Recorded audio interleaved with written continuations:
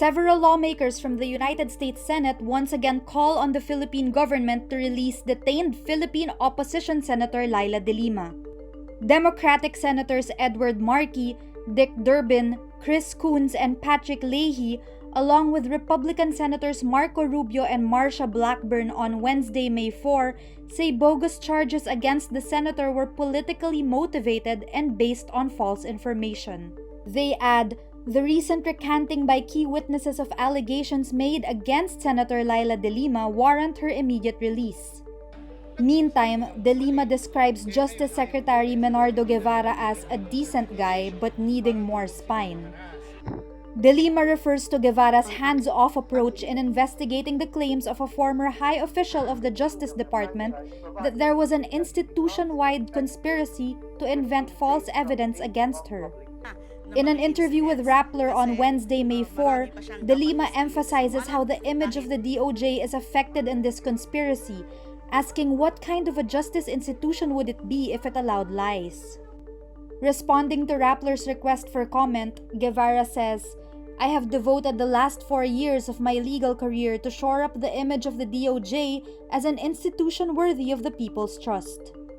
De Lima rules out any prospect of her being freed in time for the meeting de Avance before Election Day, but the jailed opposition leader says she hopes to be free this year and says she will go after her oppressors once she is.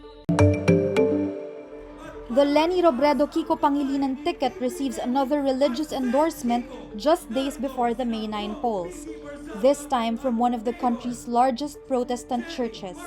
In a statement, the Council of Bishops of the United Church of Christ in the Philippines or UCCP endorses Robredo and Pangilinan as the best option for the Filipino people. The UCCP bishops say their decision is born out of their collective discernment, which may be used for moral guidance.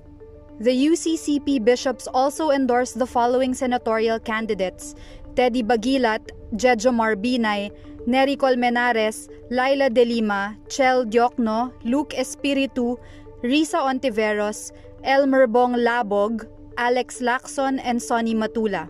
The UCCP has over 3,000 local churches and congregations across the country. On May 4, Robredo and Pangilinan also received the endorsement of the Clergy for the Moral Choice, a group of more than 1,200 Roman Catholic bishops, priests, and deacons. In related news, President Rodrigo Duterte declares Monday, May 9 as a special non-working holiday to enable people to properly exercise their right to vote. Some 65.7 million Filipinos are expected to cast their votes on Monday. Need more context, clarity, and perspective? Get the full picture with Rappler Plus. With exclusive content and events, you'll get an opportunity to discuss issues with reporters, experts, and featured guests while helping Rappler continue its fearless journalism. Join now. Labor leader and presidential candidate Leody De Guzman during his meeting de Avance in Quezon Memorial Circle on Wednesday, May 4, hits anew his so-called elitist politicians. Mga kasama, kung tayo ay naghahangad ng pagbabago, kung tayo ay naghahangad ng magandang buhay sa ating mga anak, magandang kinabukasan, walang pag-asa mga kasama sa mga sikat, sa mga makikinis, sa mga kandidatong galing sa mga exclusive subdivision. De Guzman, the standard bearer of Partido Lakas ng Masa or PLM, is running under his platforms anchored in political and economic reforms. His major platform is the Labor First policy, which seeks to end contractualization and raise the minimum wage. Despite holding his meeting de Avance early, De Guzman says he and his slate will still continue campaigning in different parts of the country.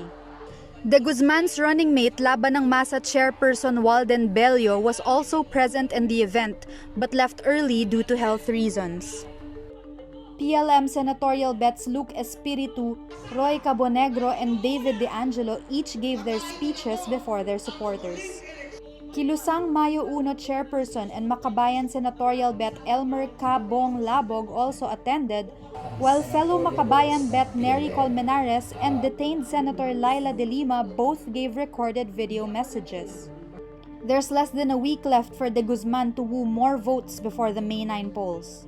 De Guzman lags behind other presidential bets with only 0.3 voting preference in the latest Pulse Asia survey. The mothers of disappeared students Karen Empeño and Sherlyn Cadapan file a complaint with the National Telecommunications Commission seeking to suspend or revoke the principal license and impose a cease and desist order against the Apollo Quiboloy-owned SMNI. This after the network aired an interview aimed at vindicating the convicted military general Jovito Palparan. The Empeño and Cadapan matriarchs filed the complaint on Wednesday, May 4, along with Karapatan Secretary General Cristina Palabay. They argued that a 2-hour interview with Palparan, who was convicted of kidnapping and serious illegal detention for the disappearance of UP student activists in 2007, violates the 2007 Broadcast Code of the Philippines and Republic Act No. 11422, which granted a franchise to the Suarasug Media Corporation. The mothers of disappeared UP students add, by broadcasting the interview with National Task Force to End Local Communist Armed Conflict spokesperson Lorraine Badoy and Palparan, SMNI misused its platform and allowed quote-unquote others to use its facilities to propagate false news or information. On March 30, SMNI aired a 2-hour interview with Palparan to aid the Duterte government's publicity campaign against activists, which took place without the knowledge of both prosecutors and the lower court. BTS is set for a comeback in June with the release of their upcoming album Proof. The group's label, Big Hit Music, releases a teaser for the album Thursday, May 5, showing the album logo and announcing the date of the album's release in time for the group's 9th anniversary on June 10. In a statement on Weverse, Big Hit Music also says Proof will be an anthology that embodies the history of BTS as the group starts a new chapter. It says the album will contain 3 CDs and include 3 new tracks that reflect the thoughts and ideas of the members on the past, present, and future of BTS.